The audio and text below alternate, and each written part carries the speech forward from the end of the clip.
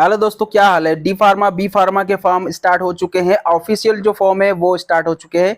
चलिए मैं सबसे पहले आपको दिखा देता हूं। यहाँ पर जैसे ग्रेजुएशन कोर्स के ऊपर आप यहाँ पर क्लिक करेंगे तो आपके सामने यहाँ पर आपके सामने पूरी डिटेल आ जाएगी। मतलब यहाँ पर देखेंगे bachelor of pharmacy D pharmacy, इस वाले ऑप्शन के ऊपर आप जैसे क्लिक करते हैं तो आपके सामने पूरी जानकारी ओपन हो जाएगी।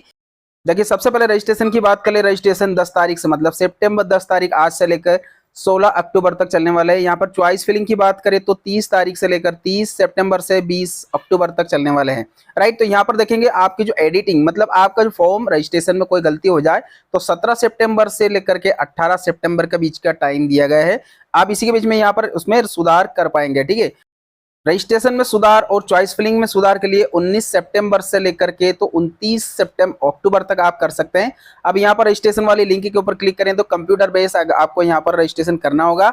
सबसे पहले आपको करना क्या रहेगा, यहाँ पर कंप्यूटर मतलब जैसे क्लिक करते हैं तो यहाँ पर आपके सामने कंटिन्यू करेंगे। एमपी ऑनलाइन का रजिस्ट्रेशन इसको नो करेंगे, आपको आवेदन करना रहेगा। ठीक है, आप सबसे पहले देखेंगे आपकी पूरी जानकारी यहाँ पर जैसे 10th की मार्कशीट के अनुसार सब कुछ आपको फिल करना होगा। 1 बाय 1 आपको एक एक जानकारी फिल करना होगा। जैसे 10th की जानकारी में जैसे आपका नाम वगैरह सब कुछ, चलिए मैं दिखा भी देता हूँ। आपका नाम दोनों जगह टाइप करना है, एक जगह नहीं। ठीक है, तो यहाँ पर आपकी जो जन्म तारीख है वो भी आपके 10th की मार्कशीट के अनुसार आपको डालना है।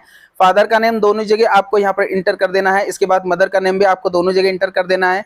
इसके बाद में आपका जो भी मेल फीमेल जो भी कैटेगरी में आते हो वो आपको यहाँ पर सेलेक्ट कर लेना है। चलिए मैं आपको करके भी दिखा देता हूँ। तो यहाँ पर आप आएंगे, जैसे यहाँ पर राष्ट्रीयता आपको सिलेक्ट कर लेना है। इसके बाद में जो पता है, पते में आपका जो आधार कार्ड के अनुसार ही आपकी पूरी डिटेल आपको फिल करना होगा।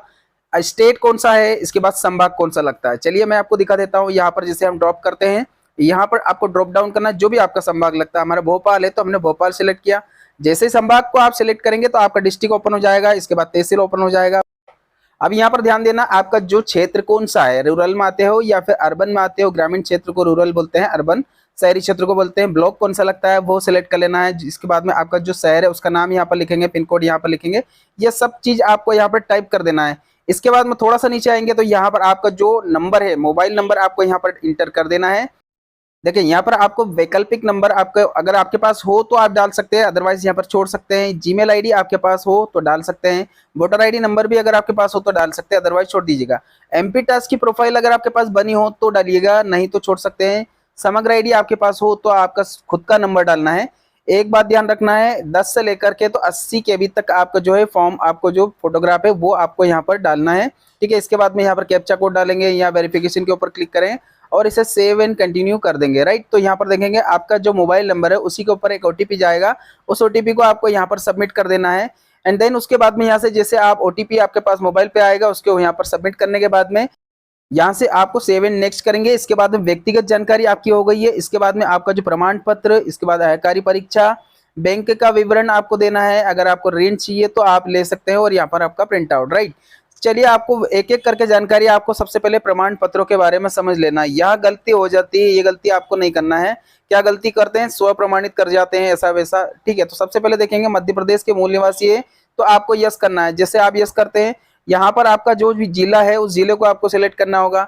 इसके बाद में यहाँ पर देखेंगे आपका सर्टिफिकेट का नंबर जो है वो डालेंगे, कब जारी किया गया था वो तारीख आपको यहाँ पर इंटर कर देना है। अब यहाँ पर आपका नाम हिंदी में आपको लिखना है, इंडिक से कर सकते हो या फिर गूगल ट्रांसलेट करके ला सकते हो। यहाँ पर जो भी आपकी कैटेगरी है इन कैटेगरीज में से आपको सिलेक्ट कर लेना है। अब अगर आपकी जो रिजर्व कैटेगरी है तो आपको यहाँ पर प्रमाण पत्र देना होगा। जैसे ओबीसी एसटी एससी है तो आपका जो भी जिला सिलेक्ट कर लेंगे।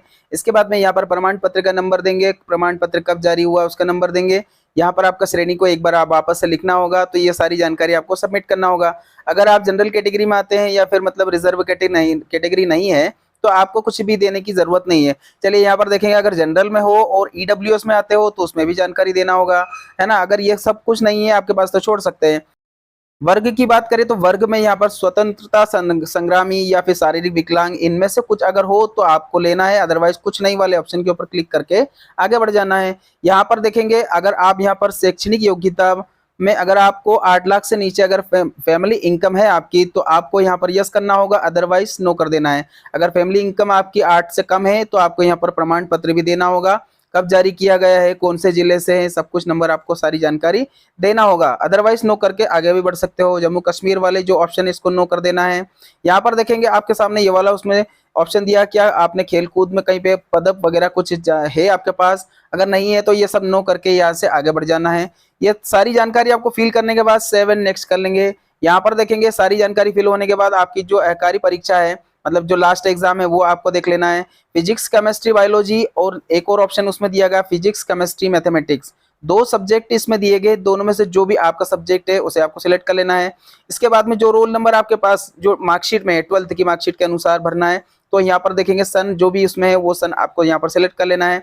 यहाँ पर देखेंगे जो भी आपका बोर्ड है उस बोर्ड को आपको सिलेक्ट कर लेना है। इसके बाद में यहाँ से आगे बढ़ जाना है।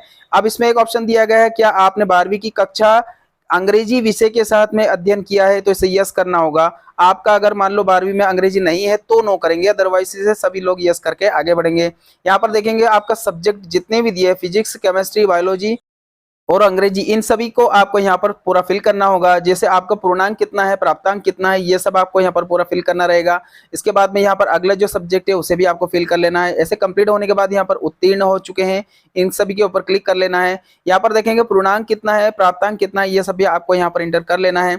और यहाँ पर देखेंगे पूरी जानकारी कंप्लीट होने के बाद में आपके सामने कुल प्राप्तांक की जितनी परसेंटेज है वो भी आपके सामने यहाँ पर दिखने को मिल जाएगी। यहाँ पर उत्तीर्ण वाले ऑप्शन के ऊपर क्लिक करेंगे, हाई स्कूल की जानकारी आपको यहाँ पर देना होगा। यहाँ पर देखेंगे आपका जो बोर्ड है 10th क्लास में वो कौन सा है उसे सेलेक्ट कर लेंगे।